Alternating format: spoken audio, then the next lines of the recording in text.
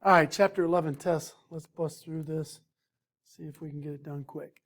So solve for x, assume the lines appear to be diameters or diameters. So the big thing you need to know here are that all of these arcs have to add up to 360. So these three arcs. So right now we got 109, we got 141. That gives us 250.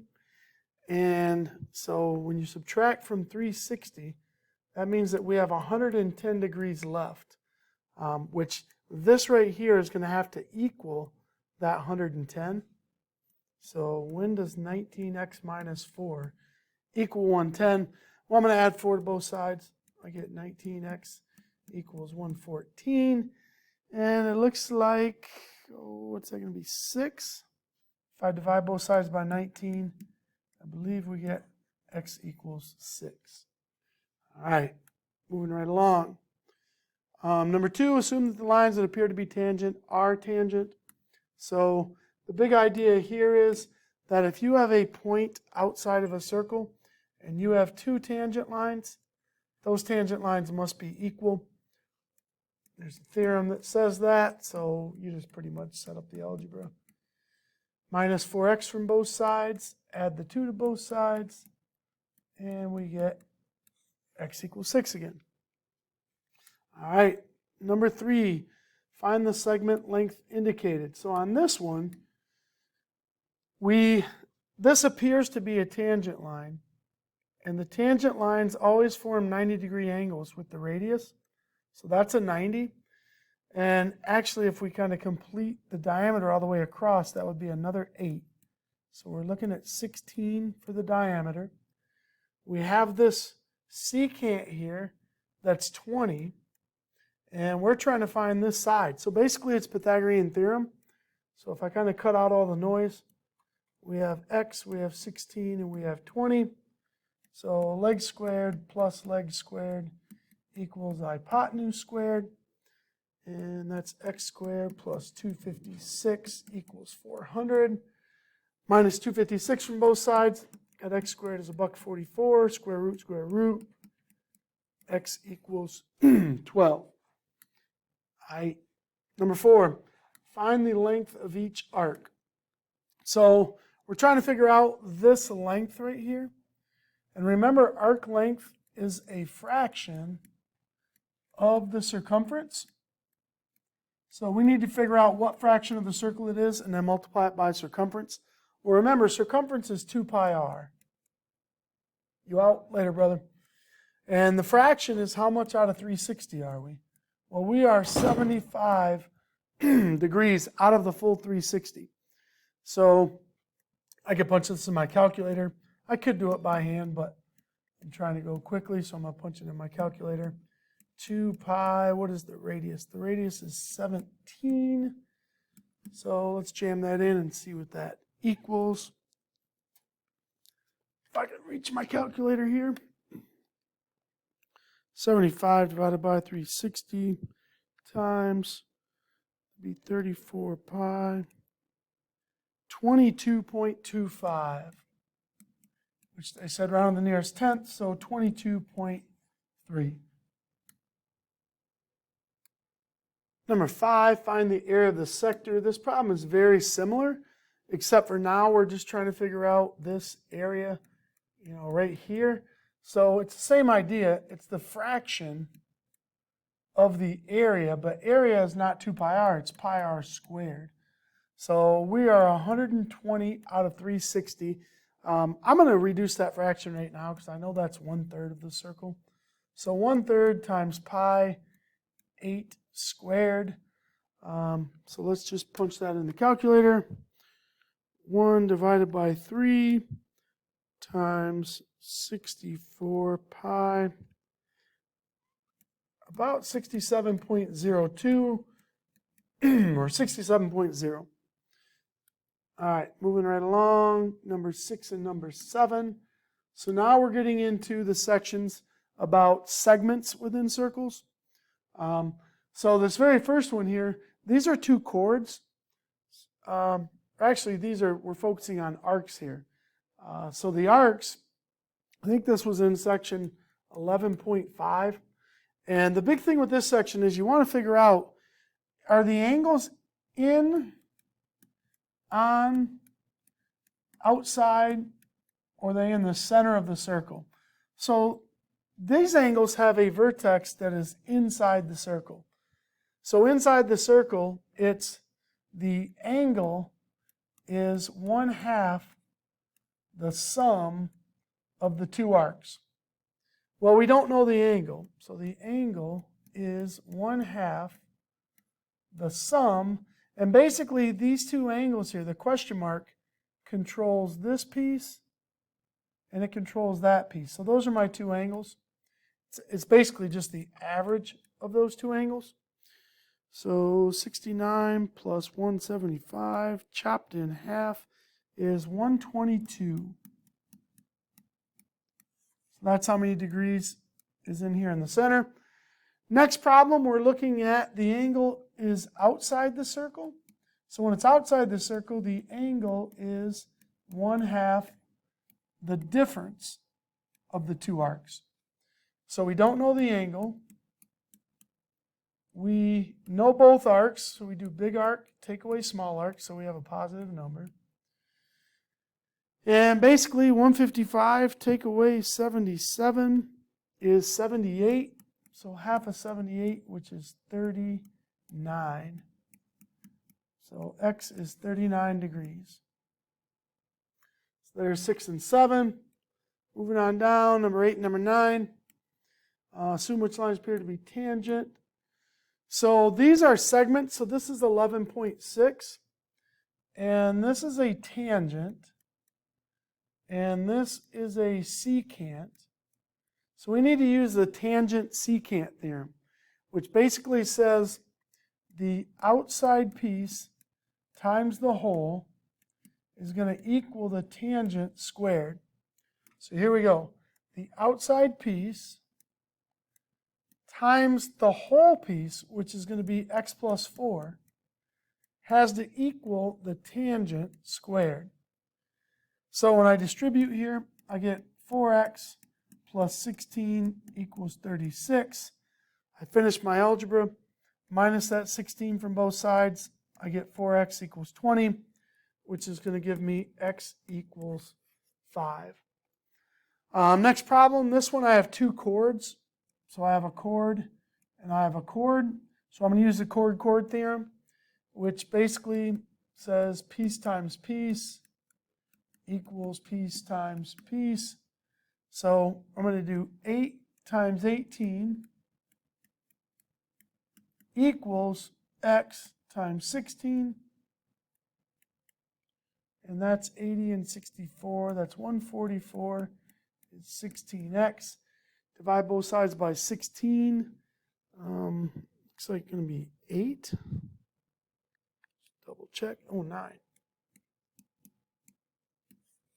There we go. X equals 9. All right, number 10 and 11, we move into circles. So if you're trying to find this in your notes, you are looking in section 11.7. First thing is we need the center. So the center, I need the x and the y coordinate. The center is right here. So the center is at positive 1 for the x value, and it's at negative 4 for the y value. So how the equation is built is you always have the squared, you have the squared, and the y goes there. Well, what you do is you do the opposite of what the center is. So if the center is at positive 1, we want to do minus 1. If the center is at negative 4, we need to do positive 4. So it's always the opposite for circles. And then over here is going to be the radius squared. Well, the radius is 3. So 3 squared gives me an answer of 9. So here's the equation for that one. This next one, this part is opposite and then opposite. And then to find our r, they tell me what the circumference is. You know, circumference is 2 pi r. And they're telling me that that equals 14 pi. So r has to be 7. Because 2 times 7 will give me 14. So if r is 7, that means r squared, 7 squared, is going to be 49. So there's the answer for number 11. All right, now we move on to the free response. So let's kind of bust these out. So it says we have a chord of 24 centimeters, so we draw a circle. We have some chord that's 24. And it's 5 centimeters from the center of the circle. So the distance from the center to that chord is 5. Now, if you're going there to the center of the circle from the radius, distance means that you are going to be perpendicular. All right? So if you say something is a certain distance away, if a point is a certain distance from a line, that assumes that you're going perpendicular. Well, if you hit a chord perpendicular, you bisect it. It's just a property it has. So these two are both 12. So now, ultimate goal is find the area of a circle. Well, area of a circle is pi r squared, but we don't have the radius. So what we want to solve is we want to figure out what is that radius right there. Well, look what we have. We have a little Pythagorean theorem problem where r is the hypotenuse. So leg squared plus leg squared equals hypotenuse squared. So this side's going to be 25 and 144. That's going to be 169. And then we have to take the square root of both sides.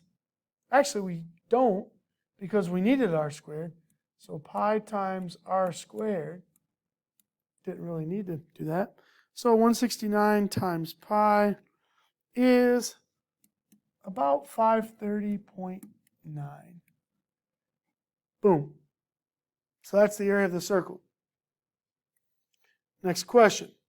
You're riding on an airplane 4 miles above the earth. So we have this big old earth. So let me just draw this thing. You got the earth. You're in an airplane up here. And how far are you from the furthest point that you can see? Well, the furthest point you can see is going to be right down here at a tangent point. All right? And tangent points are always 90 degrees to the center of the earth. Now, my circle's kind of short and fat, so that kind of looks goofy, but we'll pretend it is. So we have the two legs. Here comes the hypotenuse, across from the 90. And let's give some values on here. So if the diameter of the earth is 7920, that means that the radius is half of that, which would be 3960, I believe.